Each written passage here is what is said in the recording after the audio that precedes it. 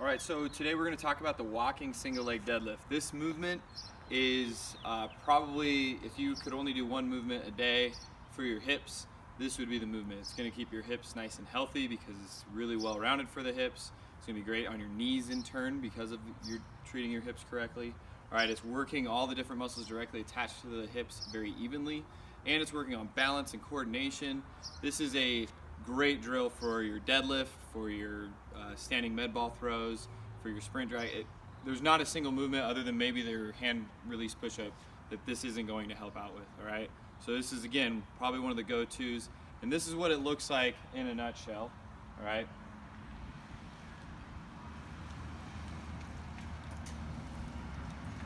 All right, now some things that we're focusing on here is balance, right? I talked about that. So if you guys would take your shoes off and do this, you're gonna get a really, really good challenge with all the small muscles in the feet. That's gonna help you be more reactive with running on different surfaces, as well as just walking on different surfaces and balancing on different surfaces altogether. And also keep in mind in your training, if you're always training on a very, very flat surface, you might not be reaching out to those unexpected ranges. So training on an unlevel ground, grass, woods, wherever you're at, is a great idea for a movement like this because it will challenge it just by changing the surface that you're in contact with, all right? And it also challenge it depending on the shoes you wear, all right? One thing that we're looking at is this shoulder, depending on which leg's going back, the shoulder is tied. We'll wait until this plane leaves.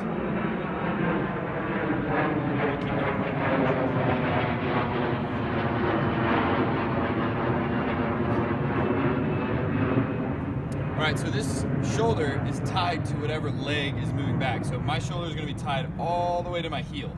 All right, so if I'm on my right side here, that shoulder being tied there, every degree that this heel moves back, my shoulder moves forward. This encourages a very, very flat back the whole time. All right, something else we really want to avoid is where's this toe pointing, right? Let's just ask ourselves that. Is this toe pointing towards the ground still, or does it start turning towards the wall beside you? All right, if that toe's turning towards the wall beside you, it's likely an indicator that your pelvis is rotating as well. All right, we're trying to keep the pelvis locked into the ground, right? So keeping that toe pointed towards the ground is gonna help you with that as well. All right, the other thing is, what's this leg doing, right? This leg is actually the working leg, right? A lot of people think whatever's moving is working. This is the leg that's doing the most work, all right? This leg needs to have a slight bend in it.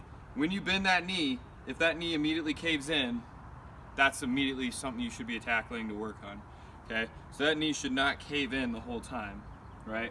And you should feel the arch in your foot remain an arch, okay? It should not flatten out towards the ground, okay? So you see how if I lose my balance, which will happen, and it's okay, don't panic, then I'm losing that arch. I'm not maintaining that control. Those muscles aren't working anymore, all right?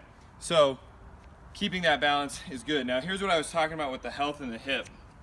Every muscle group that attaches to the hip, posterior chain, which is glutes, and hamstrings, right? Those things are getting worked by reaching my hip back here, okay? Keeping my back flat. If I round my back, chances are I'm not engaging in that posterior chain at all, right? So I wanna make sure that I'm really reaching back with the hip, right? Taking this heel and reaching back kind of helps me think about that as well.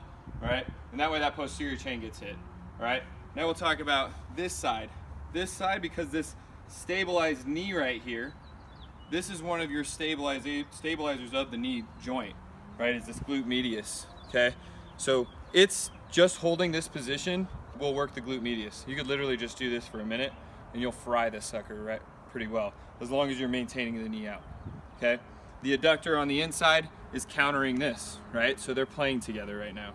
Right, making sure that you stay in balance. All right, so balancing on one foot is very important, and that's why this movement is so effective. Okay, the last thing is the hip flexors, so the front side here. That's why we add in this little dosage. But also, if you're looking at what reaches back, it's a good long range of motion for the hip flexors.